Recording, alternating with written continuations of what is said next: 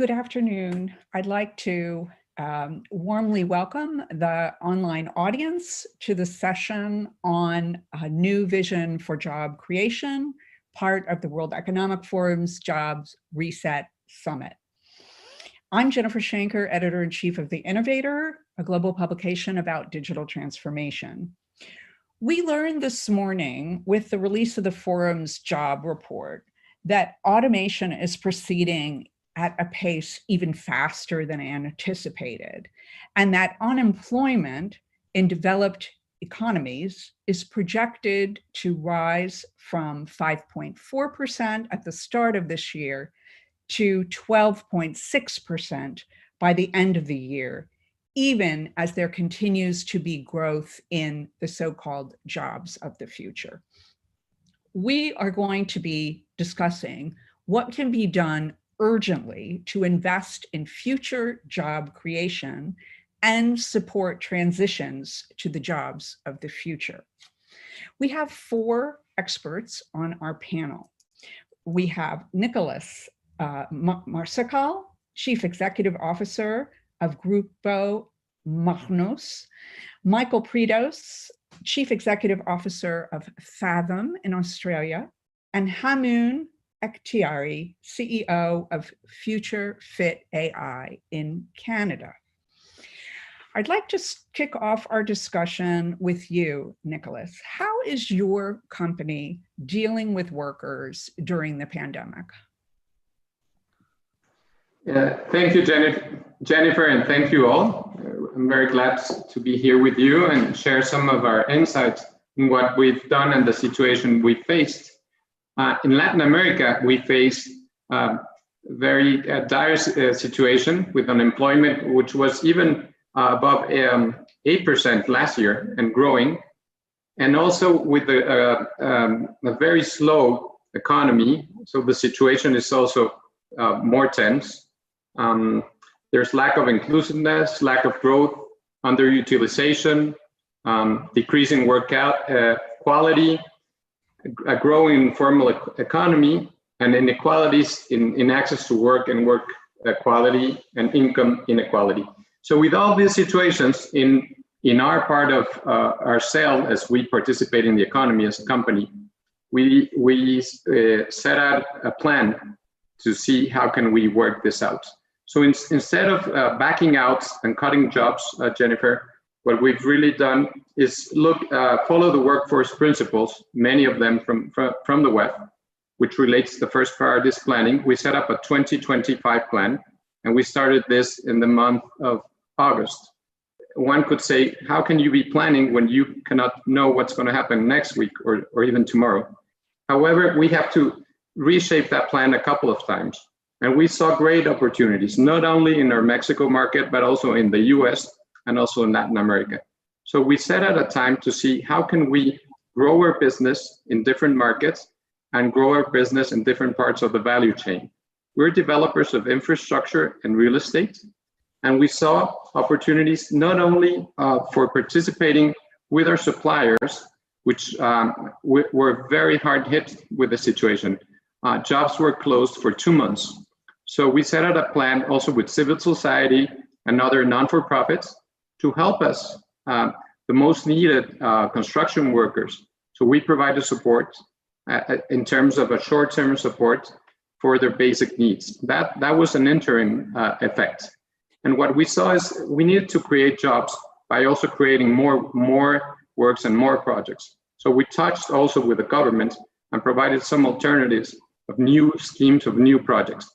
So we pushed on the public-private partnerships, and the government, in particular in Mexico, launched a new infrastructure program. So that helped in the macro sense to also have more projects.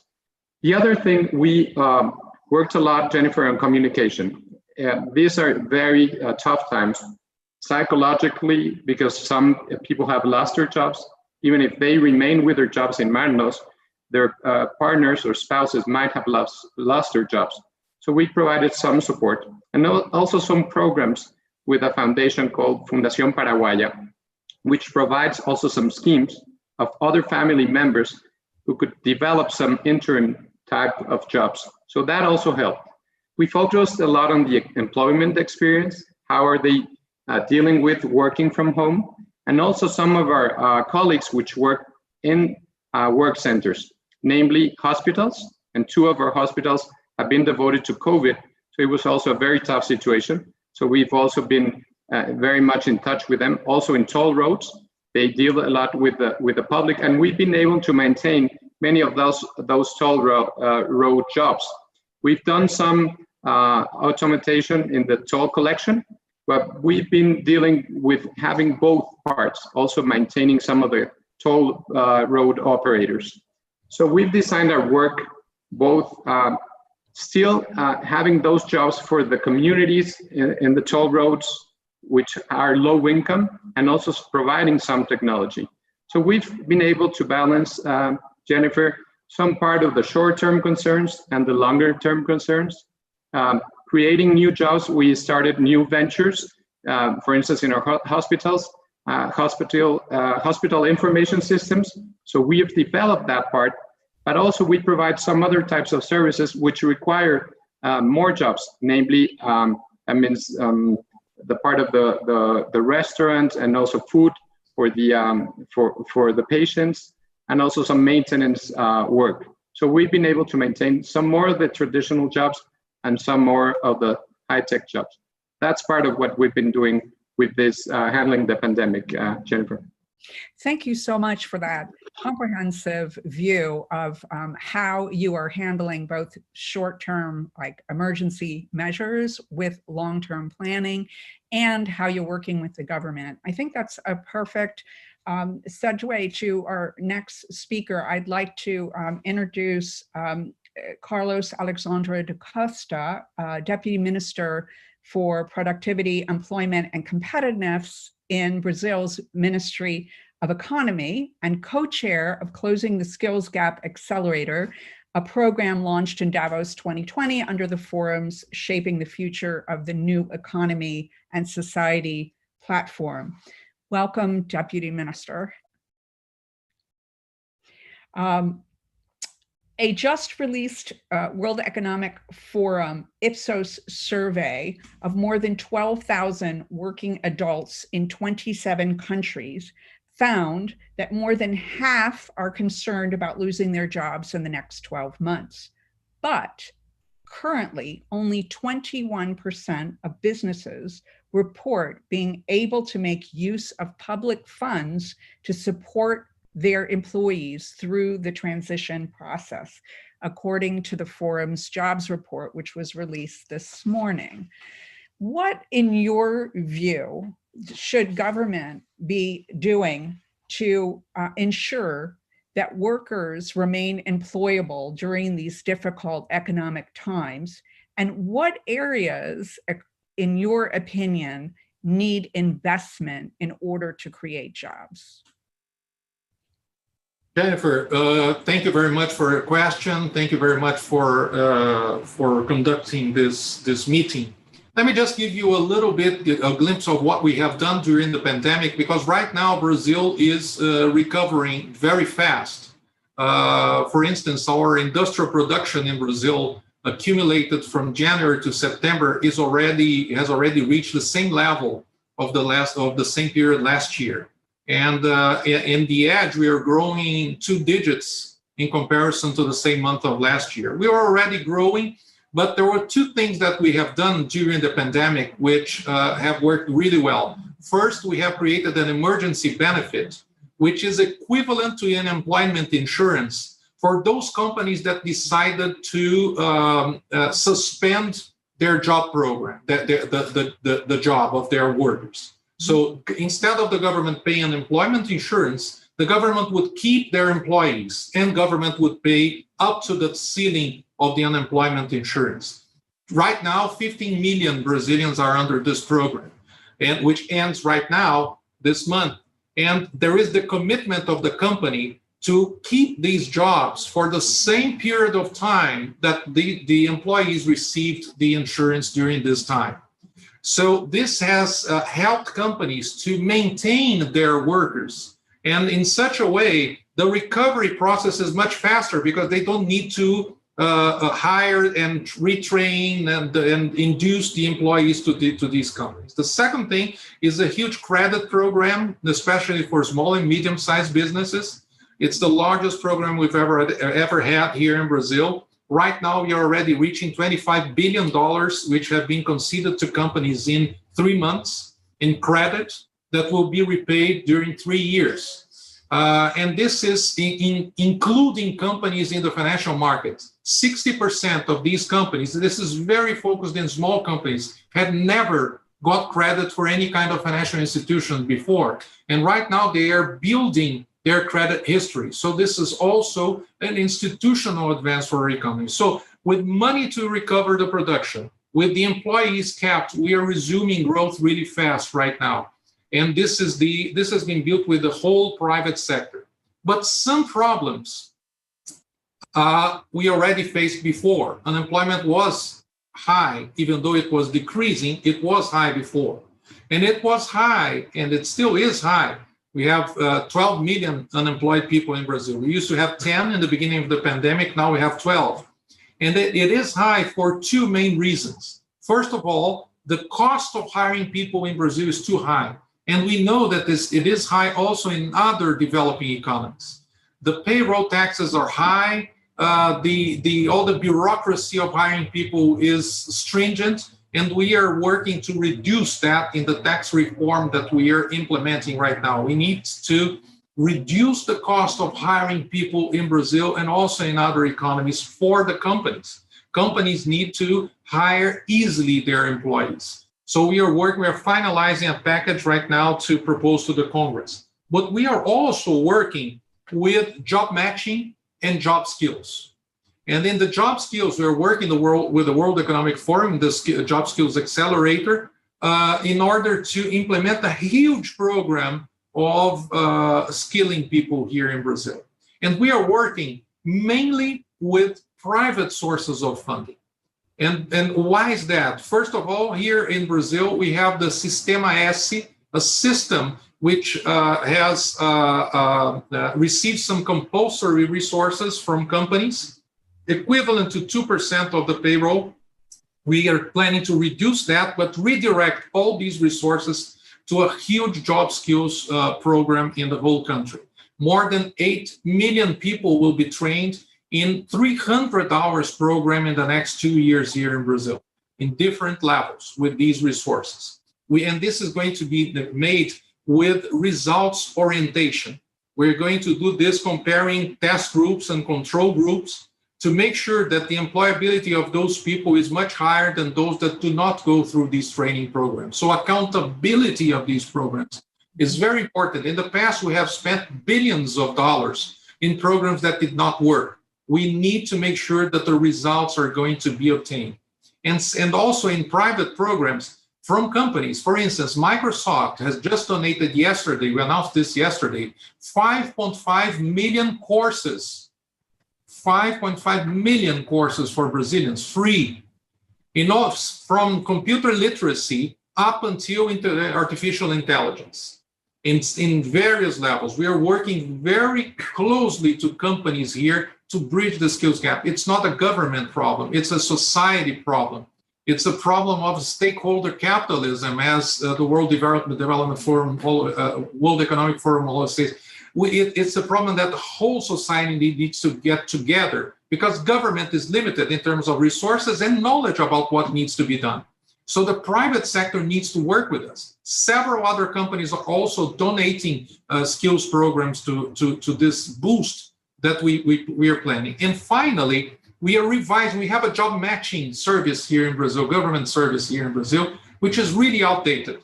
And we managed to have donations from the private sector. And right now, Microsoft has also donated a transition to a new system with profiling of everybody. We have 25 million people in this system right now. Also, certification of skills of these people, and using artificial intelligence to match the demand and the supply of jobs. Right now, we have two great problems in Brazil. The turnover, which is really high. Last year, we have had a growth in employment of 1 million people, but 15 million people have been fired and 16 million people have been hired. So this increases a lot of frictional unemployment. The faster we can make to reduce the period of time people are in employment to find a job, and the more we increase the tenure of people in their jobs by skilling those people, we are going to solve the unemployment problem. And this will be done, is being done right now really fast. We are advancing and we are working with the private sector. I think this is key for us, stakeholder capitalism in practice. And we are really happy to work with the World Economic Forum in the Skills Accelerator program. Okay, thank you so much, Deputy Minister. I think this is a great transition to our two panelists, Michael and Hamoon, who both run startup companies that use technology that are helping people to transition and fit into what you were just discussing.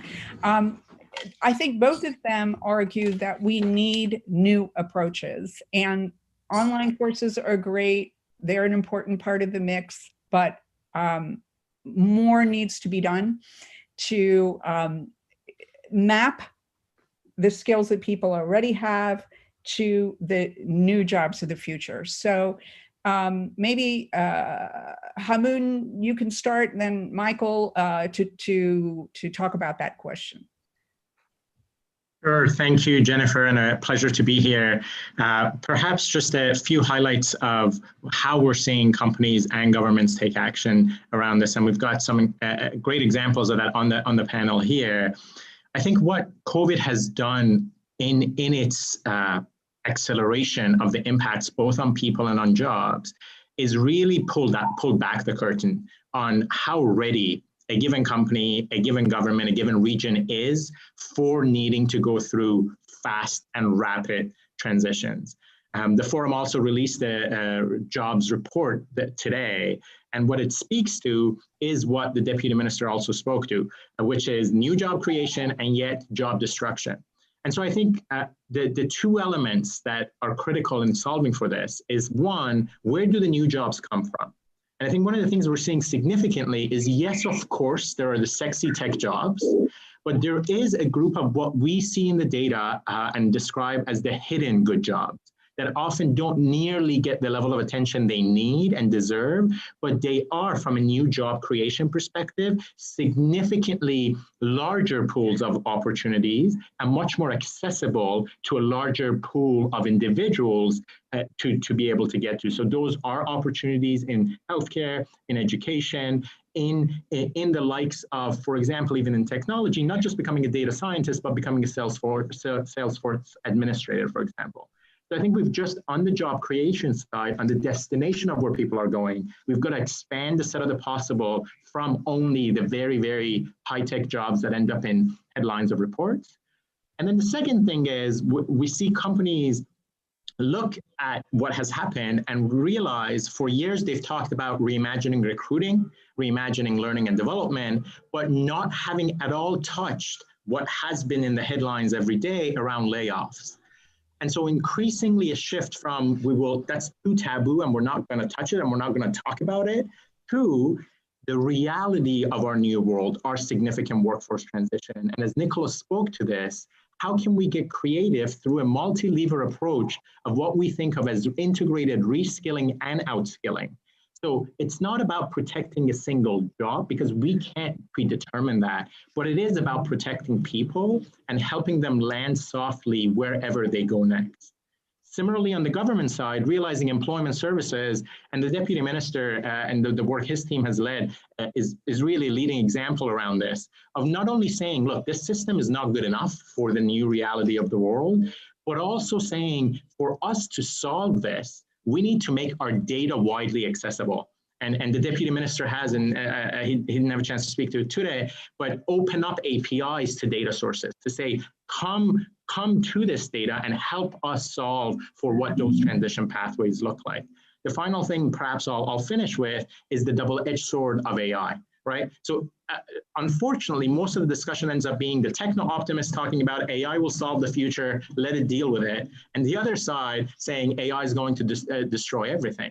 The reality is it can be used on both sides. So we can, and we see this in working with both companies like Royal Bank of Canada, as well as with governments in Europe, North America, and East Asia, is AI can then be used, if targeted effectively, to think of an AI-powered GPS for your career. So locate where you're starting from in terms of skills and interests, map destinations of where you could go, where the sources of new job creation are, and then connect you to the learning, training, coaching, support, health and wellness supports you need to make that transition successful.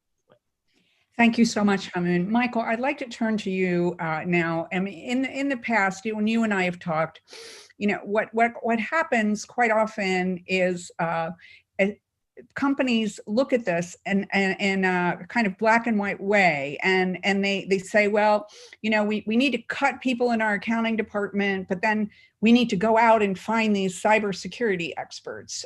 When in fact, maybe some of the people in accounting have the skills, the basic skill sets to become cybersecurity experts if they had a bit of training. So how do we sort of make sure that companies are not just thinking about laying off people in the old roles, but leverage the skills of the people they already have and help to transition them into new roles? And secondly, I'd love for you to talk about how your company's technology basically anticipates how different things like COVID and AI and robotics will impact jobs going forward, and maybe give us a glimpse of what you see as the road ahead in terms of job creation. Great. Well, thank you, Jennifer, and thank you, everybody, for the opportunity to take part. Two big questions. I might do the second one first. Maybe before we get into where the jobs are being created, let's just level set on where we all are at. So Fathom's working with companies and governments in 26 countries on these issues at the moment. And until January, there was an evolving, but I think quite increasingly widespread view that the future of work is not the end of jobs, it's a rapid at-scale transition. And that's really coming to the piece that you said there about how accountants become cyber analysts, but we'll get to that in a second. COVID has obviously had a huge impact in terms of how companies and governments around the world are tackling this, and I think really in three main forms. Firstly, the rush to remote working. Now, this is creating opportunities for companies to deploy technologies to enable remote working, but obviously also creating productivity issues. But increasingly around the world, we're seeing companies bring people back to the office, and this is then changing the nature of real estate.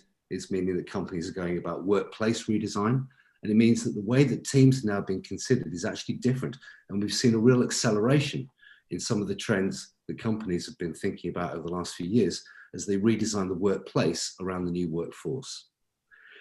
Secondly, the COVID-driven recession has led to increasingly often what we're seeing described as K-shaped recoveries, where the future, the outcome of that recession is not the same for every industry. So the conventional thinking at the beginning, and we heard politicians all over the world say there would be a V-shaped recovery. We would go in hard, we'd shed jobs, there'd be productivity problems, and then we'd come out. And that's not actually what we're seeing. What we're seeing is that most companies, most industries went down. Some are staying down and some are coming up, depending on the industry and the economy that they're in. Technology, healthcare, pharmaceuticals, professional services, a lot of those industries are in ascendance even during the recession. They're busy because of the recession. Other industries, retail particularly, are staying down and probably going to stay down for a while. What this means is that when we then think about the recessionary effect in different economies, we've now got to look at fiscal policy and economic policy in each economy. Again, the way that different countries tackle jobs and the way they've tackled stimulus measures has created very different effects. In the US, the first round of stimulus went to the individual worker, and this led to a massive drop in the number of jobs.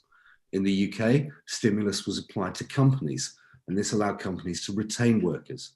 So we're seeing very different effects. And unfortunately, what that means is a complicating factor. If we look at telecoms worldwide, in January, you'd have said that telcos worldwide had very similar needs and issues. But today, Verizon, British Telecom, Telefonica, and Singtel, because of a combination of different recessionary effects in those countries and different economic policies, now need different types of solutions. The key message here is that no longer one size fits all. We need to really understand what the specific needs of different industries and different economies are. And as Hamin says, that requires good data. The third effect that we're seeing is what we're describing as a slingshot.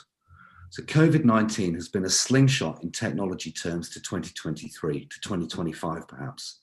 We're seeing companies deploy things like robotic process automation at a level of scale that no one would have imagined 12 months ago. Most large companies around the world were experimenting with these technologies, are now in full deployment. And that, although it's having an automating effect, is also creating new opportunities. And now to the second part of your question, this transition. When we model the effect of these emerging technologies, and we model the effect in different industries of the recession, and we model what the exit from that recession looks like, we're able to identify the supply and demand for future jobs. This means that if we're able to then pinpoint where people are today and where they will be or could be tomorrow, we can identify the skills gap. We call this the job corridor. And the job corridor allows us to identify what skills people need to affect that transition. To illustrate this with the example that you kindly gifted me in the question, accountants and cyber. We know that we'll need many, many fewer accountants in the future because things like robotic process automation would take care of a lot of the work that accountants do today. We also know there's a global cybersecurity talent shortage. We know why that is. I don't need to explain it. It doesn't make any kind of sense for companies to be shedding accountants and paying all that money to exit those people from the organization, and at the same time hiring cyber analysts from an ever smaller pile, when it's actually possible to train those accountants to become those cyber analysts. Much of the skills of one job are similar to the other. The gap is cyber knowledge, and that's a trainable gap. So increasingly, we're seeing companies use the Fathom platform to identify what that transfer looks like, that transition, that job corridor, and to affect it, and now not just at the company level, but increasingly often at the national level. Super. Thank you so much, Michael. We are now coming to the end of the public live stream portion of this event, and we are going to be moving into a top link group only private session. So thank you to all of the online audience for joining us today, and we will prepare now to shift to the next session.